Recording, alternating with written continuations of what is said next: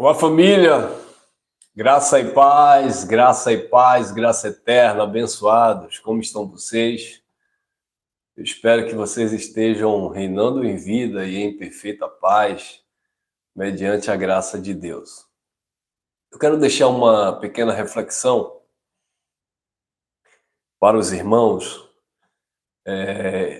que nós venhamos crescer mais um pouco no entendimento do Pai neste dia, tá bom? Obrigado aí já aos irmãos que estão entrando, deixando aí seu comentário. Obrigado aos irmãos aí, deixando aí o like e compartilhando dessa mensagem. Deixando aí o like e compartilhando dessa mensagem. Vamos lá. A salvação dos gentios. Esse é o assunto. Vamos lá. A salvação dos gentios. Esse é o assunto que eu quero tratar aqui nesse vídeo. A salvação dos gentios. Quando nós falamos de salvação, naturalmente nós fomos instruídos na religião que aqui se aplica a questão da salvação para a eternidade. Mas não é verdade. Quando a Bíblia fala de salvação, dependendo do contexto, você vai ver diversos sentidos dessa salvação. Então você vai ver salvação de livramento, um socorro de Deus, salvação do povo judeu, do ministério de condenação e morte mosaico. Você vai ver a salvação da ignorância, eles foram arrancados da ignorância, do império das trevas, transportado para a luz. Então tem todo um contexto, todo um entendimento. O problema é que nos ensinaram que todo contexto falando de salvação se aplica à questão da eternidade, né? E aí a gente vivia aí buscando essa pseudo-salvação, e quando achávamos que estávamos salvos, ainda tínhamos o risco de perder novamente. Então era aquela briga, aquela luta constante para alcançar esta salvação e depois lutar para manter essa salvação, manter-se salvo. Então é lamentável a gente ver esse entendimento na vida dos nossos irmãos, onde eles acham que Deus iria atribuir a vida eterna, Deus iria condicionar a vida eterna, a salvação eterna, à capacidade humana. Se Deus atribuísse, condicionasse a salvação eterna à capacidade do homem de mantê-la, ou manter-se salvo, ninguém, absolutamente ninguém seria salvo. Então, é bom a gente entender isso aqui, porque senão iremos viver, né, como vivíamos outrora, com essa religiosidade na nossa mente. Então, salvação eterna, a vida eterna prometida por Cristo, não tem nada a ver com o legalismo religioso, com frequentar um templo, com dar dízimo, com participar de cerimônias. Isso aí não tem nada a ver. Então é necessário a gente entender para quem Jesus se direcionou, por que Jesus de Nazaré derramou seu sangue por aquele povo, pelos judeus, pois a aliança que eles viviam exigia o sacrifício de cordeiro. Os gentios não tinham lei, não estavam debaixo dessa lei de Moisés, então logo eles não eram obrigados a participar dessas coisas. Mas eu vou ler um texto aqui que é bem simples e objetivo. Em Efésios, capítulo 2, versículo 11 em diante, Paulo diz assim, ó, olha o que disse o apóstolo Paulo. Portanto, lembrai-vos de que vós, noutro tempo, eres gentios na carne. Então, Paulo estava falando aqui para o povo de Éfeso, dizendo, olha, vocês em outro tempo, vocês eram na carne gentio. O que era um povo gentil na carne? Era um povo não judeu, né? Então tinha os judeus e tinham os estrangeiros, os gentios. Aí Paulo estava dizendo, vocês em outro tempo, vocês eram gentios na carne. Ou seja, vocês não tinham direito à aliança judaica, vocês não eram participantes das promessas dos judeus, né? Jesus de Nazaré não veio morrer por vocês, vocês eram gentios na carne. O primeiro pacto foi estabelecido, dizendo Paulo, para os nossos pais. Então, Paulo estava explicando que os gentios na carne, os não-judeus, eles não foram chamados para participar do cerimonialismo judaico, dos batismos nas águas, dos jejuns. Eles não foram chamados para participar da guarda do sétimo dia. Eles não foram chamados para adorar a Deus lá em Jerusalém, no templo. Eles não foram chamados para buscar, sabe, a presença de Deus em horas específicas, marcadas como os judeus viviam. Nada disso. Eles eram gentios na carne. Eles não tinham nada a ver com aquela primeira aliança, com aquele primeiro pacto.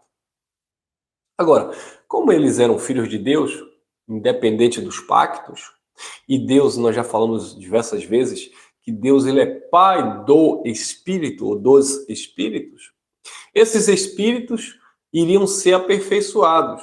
E para que esses Espíritos fossem aperfeiçoados, os não-judeus, os gentios, deveriam agora se ver agora participante da família de Deus. Vamos entender aqui de uma forma simples. Imagine que os judeus tinham em mente que a salvação era para eles, apenas para eles.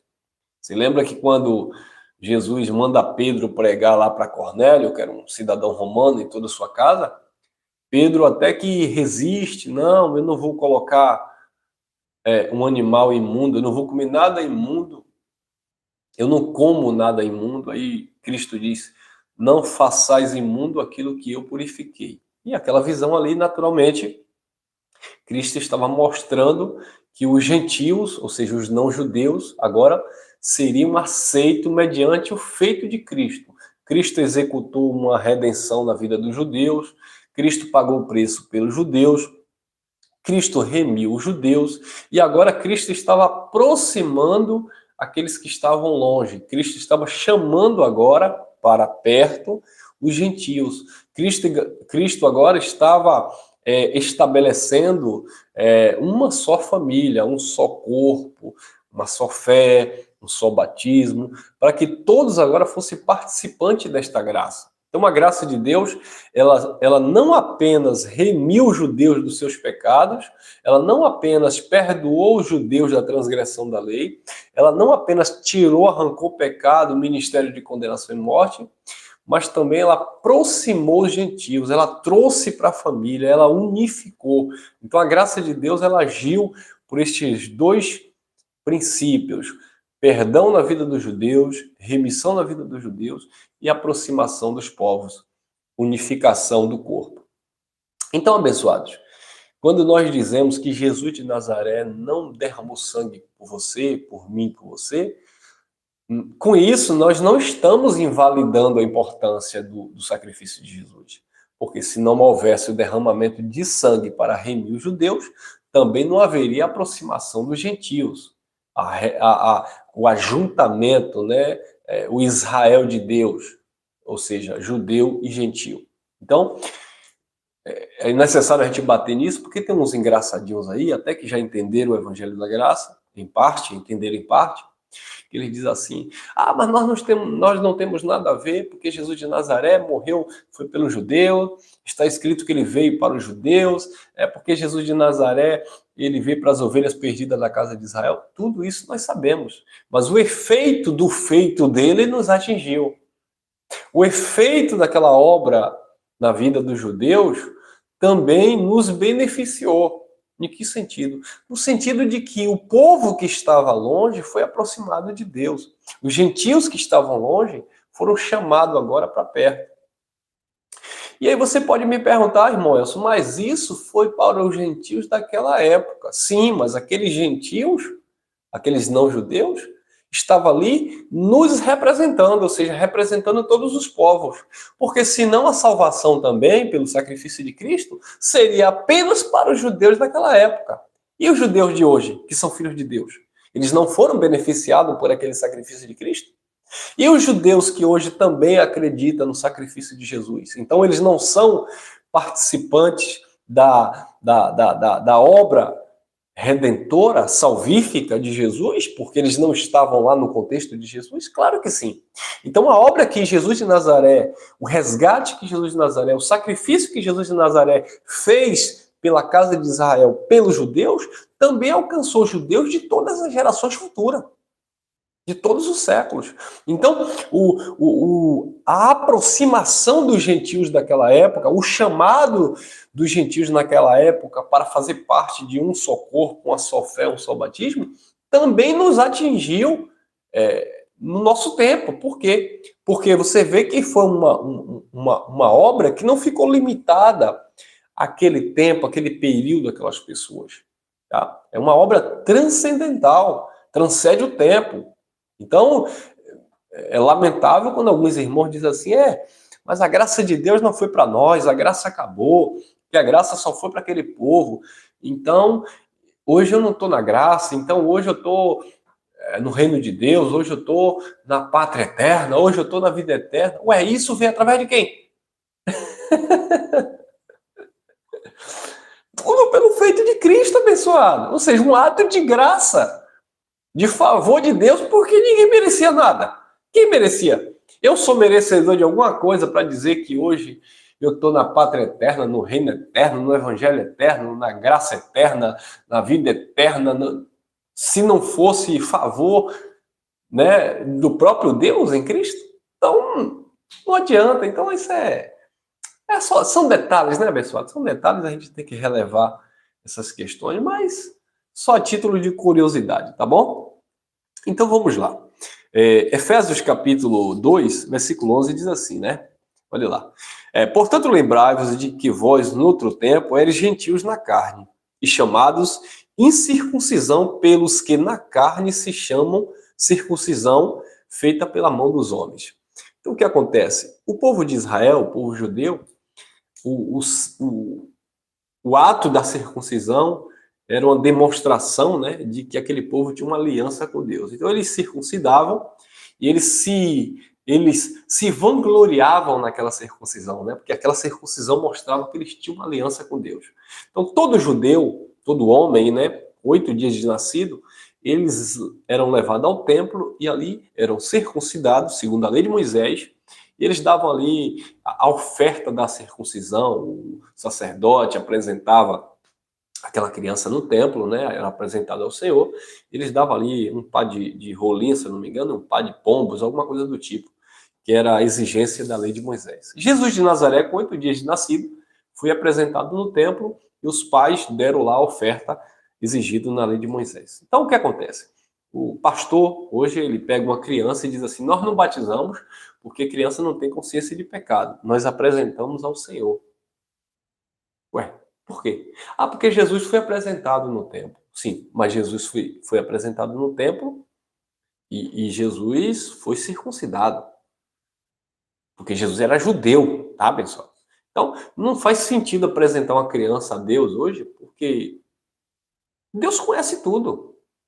Irmão Elcio, então naquele tempo Deus não conhecia que precisava de ser apresentado? Não, lá era uma cerimônia do judaísmo, uma cerimônia da religião judaica. Mas nós não estamos vivendo em cerimônia de religião judaica.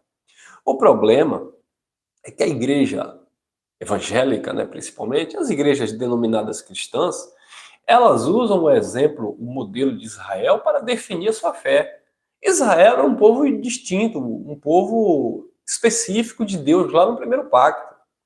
A gente não pode pegar o modelo da religião judaica e aplicar na igreja hoje como se a gente tivesse feito parte daquilo. Porque na época os gentios não faziam parte da religião do judaísmo. Os gentios não comiam Páscoa, que o pastor chama hoje de Santa Ceia. Os gentios não faziam jejum, que os pastores hoje mandam a igreja fazer. Os gentios não eram batizados nas águas, que os pastores hoje dizem que tem que batizar. Então, os gentios não iam buscar Deus no monte, que o pastor disse que tem que buscar. Os gentios não faziam nada daquilo, guardar sábado, não comer carne de porco, não tomar café. Os gentios não faziam nada daquilo que era oriundo do judaísmo. Agora, a igreja evangélica pega hoje o modelo religioso judaico mistura tudo e aplica nas suas reuniões, nos seus cultos, né? E dizem que são cristãos. Não, abençoados. Não, porque aquele povo, eles viviam debaixo de uma aliança que exigia aquilo. E Jesus estava no cumprimento daquela aliança. Depois que Jesus morreu e ressuscitou, que estabeleceu a graça, os judeus continuaram ainda a se batizar, o próprio Paulo ainda foi batizado, o próprio Paulo batizou algumas pessoas, você vai ver lá em Atos Paulo falando sobre isso. Mas logo depois que Paulo recebeu a revelação do terceiro céu, a revelação da graça, Paulo disse, olha, eu não fui chamado para batizar ninguém, mas sim para evangelizar, levar conhecimento de Deus, para que a fé de vocês seja fundamentada no Senhor e não no conhecimento do homem. Então, a partir do momento que Cristo chama Paulo e Paulo começa a pregar aos gentios agora, Paulo começa a declarar que os gentios eram aproximados, né, estavam fazendo parte agora da família de Deus pela fé. Tanto é que houve uma situação lá em Atos 15, no versículo 1, onde alguns irmãos queriam que o povo fosse circuncidado segundo a lei de Moisés para se salvarem. E aí houve ali uma situação, a igreja se reuniu, Paulo foi lá e conversou com os irmãos, e Tiago, Pedro, João deram a destra da comunhão e disseram, olha, Paulo vai para os gentios. Aí Tiago diz assim, ó Paulo, cuide só dos pobres, cuidado com uma carne sufocada, ou seja, com sangue, isso na mente de Tiago, tá? Porque aquele povo não comia sangue por causa ali dos sacrifícios de animais que era feito. E aí eles fizeram algumas recomendações a Paulo, só que eles não conheciam o mistério que foi revelado na vida de Paulo. E aí Paulo vai pregar para os gentios, e os judeus, no caso ali Pedro, Tiago e João, eram chamados de ministros da circuncisão. O que é ser ministros da circuncisão? Ou seja, eles foram chamados para pregar o evangelho da circuncisão. O que era o evangelho da circuncisão? As boas novas, evangelho, boas novas, para os judeus. As boas novas do evangelho para os judeus era de uma forma que Pedro, Tiago e João entendiam. O evangelho da graça de Deus, da incircuncisão, que era para os gentios, que não circuncidavam, que eram incircuncisos na carne, o evangelho da graça de Deus era uma outra coisa esta que os apóstolos não entendiam. Tanto é que Pedro, ele diz lá na segunda carta, falando acerca de Paulo, onde Deus tinha dado sabedoria, e Paulo falava acerca da salvação, onde havia pontos difíceis de entender, que os incautos e inconstantes distorcia, como todas as outras escrituras, para a sua própria perdição. Então Pedro, ele reconhece que havia em Paulo uma sabedoria diferenciada, um chamado específico, né? E Pedro, ele confessa isto, que realmente Paulo tinha um entendimento que era diferente deles. Por quê? Porque o chamado de Paulo era especificamente para os gentios, né? Paulo veio pregar para aqueles que estavam fora, para aqueles que não faziam parte da comunidade judaica, viessem a entender que eles também tinham sido beneficiados pelo sacrifício do Cristo e que agora eles também eram família de Deus. Agora já não haviam mais gentio e judeu, porque em Cristo não há circuncisão nem incircuncisão, porque todos somos família de Deus. Amém, abençoados? Então, essa foi a salvação que chegou na mente dos gentios. Não uma salvação eterna, mas uma salvação no sentido de eles receberem essas boas novas, este evangelho, onde Paulo pregou e disse, olha, vocês pela fé, vocês também são filhos de Deus. Ah, Paulo, mas eu não sacrifiquei. Ah, Paulo, mas eu não guardei o sábado. O gentio poderia dizer, ah, Paulo, mas eu não fui circuncidado. Paulo disse, não importa, você crê no Eterno, crê no Criador, você crê que você faz parte da família de Deus, que é o mesmo Espírito, que é o mesmo Deus. Aí o gentio, sim, pronto, vocês estão justificados pela fé. Ah, mas meus feitos na carne, mesmo eu não tendo lei, mas os meus feitos na carne condenavam a minha consciência. Porque não tendo lei, eles faziam aquilo que para eles era uma lei. Paulo disse, pronto, vocês estão justificados pela fé. Agora, mate aí o velho homem, venha despojar do velho homem, lança fora aí toda essa natureza humana, se revista do novo homem, de uma nova consciência em Cristo, sabe?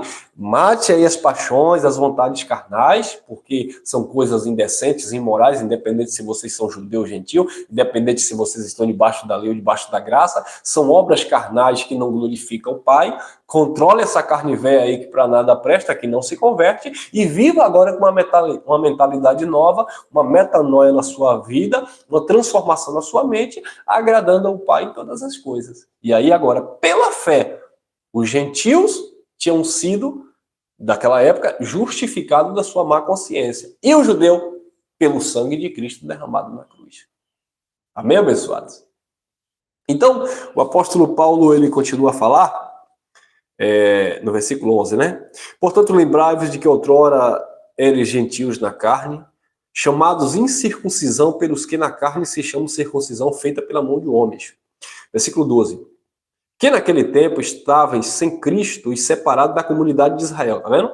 Estavam sem Cristo e separados da comunidade de Israel, estranho às alianças da promessa e não tendo esperança e sem Deus no mundo. Olha aí, eles estavam sem Deus no mundo, no sentido de estarem distante no entendimento. Versículo 13. Mas agora em Cristo, Jesus, vós que antes estavais longe, já pelo sangue de Cristo chegaste perto. Então, observe que o sangue de Cristo remiu os judeus, resgatou os judeus, mas esse mesmo sangue agora, o efeito desse sangue aproximou os gentios que estavam longe. E agora eles chegaram perto. Versículo 14. Porque ele é a nossa paz, o qual de ambos os povos, tanto judeu como gentio, pelo qual de ambos os povos fez o quê? Fez um. E derrubando a parede de separação que estava no meio. O que era a parede de separação? O versículo 15 explica. Na sua carne desfez a inimizade, isto é, a lei dos mandamentos que consistia em ordenanças para criar em si mesmo dos dois um novo homem fazendo a paz. Então, observe que as leis dos mandamentos, a lei dos mandamentos, as ordenanças, as indulgências, as exigências da lei separavam aquele povo. Porque o judeu dizia, tem que fazer isso, tem que sacrificar, tem que circuncidar, tem que pagar o preço, tem que subir no monte, tem que buscar Deus na hora nona no templo, tem que fazer isso. Os gentios eram inimigos do povo de Deus por causa disso. Mas com o sacrifício perfeito de Cristo, isso veio abaixo, isso acabou. Dos dois povos, ele criou um só povo fazendo a paz. Então hoje, não há essa distinção de povos. A não ser quando as pessoas não entendem, né? E o engraçado é que Cristo disse, né? Paulo disse que não há essa diferença entre povos, tanto judeu como gentio. E geralmente as instituições religiosas eles fazem diferença, distinção dentro da própria religiosidade, né? A igreja X diz que é de Deus, a igreja Y diz que é ela, e a daqui diz que a de lá é errada, e a de lá diz que a de lá não salva, e o batismo dali não presta, tem que ser batizado daquela forma. A forma que aquele pastor prega não é de Deus, a forma que aquele outro prega é de Deus. E eles condicionam a salvação a essas doutrinas.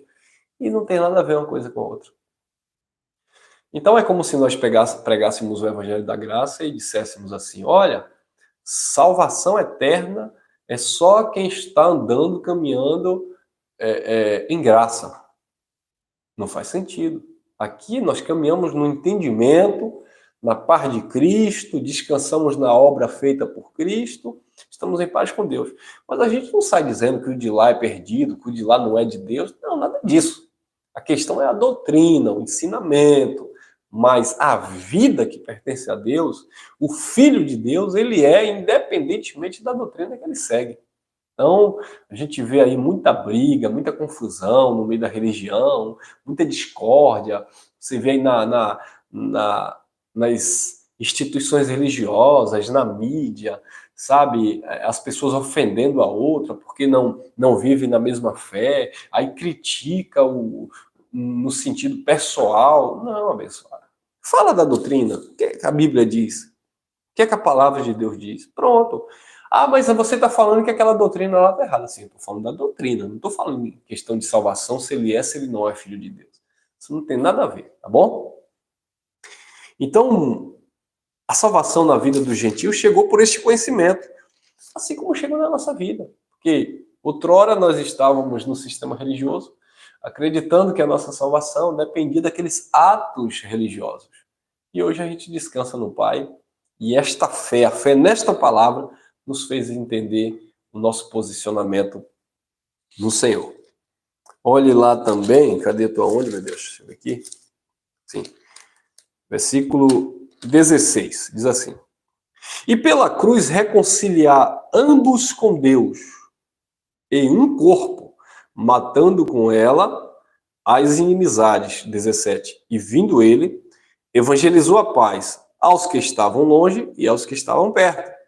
Porque por Cristo, ambos temos acesso ao Pai pelo mesmo Espírito. Então, o acesso ao Pai é pelo mesmo Espírito. É pelo mesmo entendimento que nós temos acesso ao Pai. É pela palavra da fé que nós temos acesso ao Pai. O acesso ao Pai não é por uma instituição religiosa ou por uma doutrina específica. É pelo mesmo Espírito, pela mesma obra que Cristo realizou, nós temos acesso ao Pai. 19. Assim que já não sois estrangeiros ou gentios, forasteiros, mas concidadãos dos santos e da família de Deus. Somos da família de Deus. Versículo 20. Edificados sobre o fundamento dos apóstolos e dos profetas, que Jesus Cristo é a principal pedra de esquina. Então, uma observação aqui. Edificados sobre o fundamento dos apóstolos e dos profetas. Por que edificados sobre o fundamento dos apóstolos e dos profetas? Porque foram os profetas, né, e os apóstolos enviados de Deus que continuaram levando essa palavra adiante. Então, se a gente foge desse fundamento que é Cristo, onde os apóstolos e os profetas estavam edificando, a gente cria aqui um outro fundamento. E Paulo disse que não pode colocar outro fundamento. O fundamento é Cristo, e os apóstolos e os profetas falavam acerca daquele fundamento. Tá, abençoados? Então, precisamos entender que, embora nós, que não somos judeus, não fomos chamados para viver doutrina apostólica ou doutrina dos profetas, mas nós estamos edificados no mesmo Cristo, ou seja, naquele que é o fundamento. Então, os profetas e os apóstolos apresentaram esse fundamento, e é sobre neste fundamento que nós caminhamos. Agora, é claro, com a revelação da graça eterna, da plenitude desta graça que chegou na nossa mente, no nosso coração. Versículo 21. No qual todo o edifício bem ajustado cresce para templo santo no Senhor. 22. No qual também vós, juntamente, sois edificados para a morada de Deus em espírito. Então, tanto os judeus como os gentios, ou seja, os não-judeus, eles crescem neste fundamento para a morada do Senhor Espírito. Você sabe por que muitas vezes você vai chegar para uma pessoa e vai dizer assim: Deus não habita em templo feito por mão de homem. Aí o irmão vai dizer assim: não, eu vou para a igreja, eu vou buscar a presença de Deus, eu vou para a casa de Deus. Aí você chega e diz assim: irmão, entenda uma coisa, Deus não está lá, Deus não habita em templo, Deus habita em você. E aí ele não vai acreditar. Não, que é isso? Você tá falando, isso é o diabo tentando roubar minha bênção, é porque eu vou para casa de papai, buscar a presença de papai, e você tá aí dizendo que Deus habita em mim. Eu que não vá na casa de papai buscar, não. O texto diz que Deus habita em nós pelo Espírito, edificado sobre este fundamento para morada no Espírito. Ou seja, Deus se manifesta no nosso entendimento, no nosso espírito. Aquele que se uniu ao Senhor se tornou só espírito com ele. Paulo diz que nós somos templo e morada desse espírito. E Paulo diz que esse templo precisa estar cheio. Por isso que o apóstolo Paulo diz que a graça de Deus, a palavra do Senhor, habite em vós abundantemente. Sabe? Que vocês estejam aí cheios de gratidão, cânticos espirituais, salmodiando ao Senhor, com alegria nos vossos corações. Por quê? Porque vocês são templos e morada do Espírito. Paulo disse como edifícios, né? Como pedras vivas desse edifício, como casas espirituais, que vocês iam fazer sacrifícios espirituais ao Senhor, e Paulo chama sacrifícios espirituais de louvor, fruto dos lábios que confessam o seu nome. Paulo chama sacrifícios espirituais de compadecimento pelo próximo, né, de amor ao próximo. Paulo chama de sacrifícios espirituais atitudes de uma vida transformada, sabe, de uma mente renovada, apresentar os seus corpos como sacrifício vivo, santo e agradável ao Senhor. Então, observe que todo esse contexto da graça mostra que Deus habita em você, que nós somos morada desse Espírito, que Ele edifica, Ele ministra em nós. Mas você fala para o religioso, ele não entende. E por que ele não entende? Porque ele se vê lá no passado com a mentalidade dos judeus que viviam na antiga dispensação, de que Deus era só para ele, que Deus só estava ali, que a salvação tinha que ser por meio dos critérios religiosos, pelo pagar preço. Lembra lá de Atos 15? Tinha que circuncidar para alcançar a salvação. Aí o religioso fica hoje, tem que guardar o sábado, tem que dar dízimo para ser salvo, tem que comer a chamada ceia, que não tem nada a ver de Santa Ceia, tem que, sabe, colocar a cabeça para o pastor abençoar. Quer dizer, tudo critério da religião. Eles desprezam os feitos de Cristo, eles abrem mão daquilo que Cristo realizou e eles abraçam agora a religiosidade e vivem aí nesse fanatismo. Então, abençoados, o erro não está nessas pessoas se reunirem, congregar. O erro não está nessas pessoas terem um líder, né, um pastor, um padre. Não. O erro não está nessas pessoas cantarem louvores, fazerem parte de uma comunidade, financiar aquela comunidade, patrocinar aquela comunidade, sustentar aquela comunidade. O erro não está nada disso, tá? O erro está em fazer tudo isso sem um entendimento claro. O erro está em fazer essas coisas achando que a pessoa é digna de salvação, digna de eternidade, porque faz essas coisas. Imagine que mediocridade. Imagine que o ser humano ele vai pensar que ele é digno de uma vida eterna porque ele faz parte de uma instituição religiosa, porque ele é membro de uma igreja, porque ele tem um pastor, porque ele foi batizado nas águas, porque ele é dizimista. Imagine. Então é lamentável as pessoas pensarem dessa forma. Mas graças a Deus nós estamos fora dessa casinha, né? Fora dessas quatro paredes de pensamentos arcaico de origem judaica e estamos agora navegando no oceano do Espírito da graça de Deus. Tem uma palavra lá que Jesus disse para Nicodemos, está lá em João capítulo 3, versículo 8.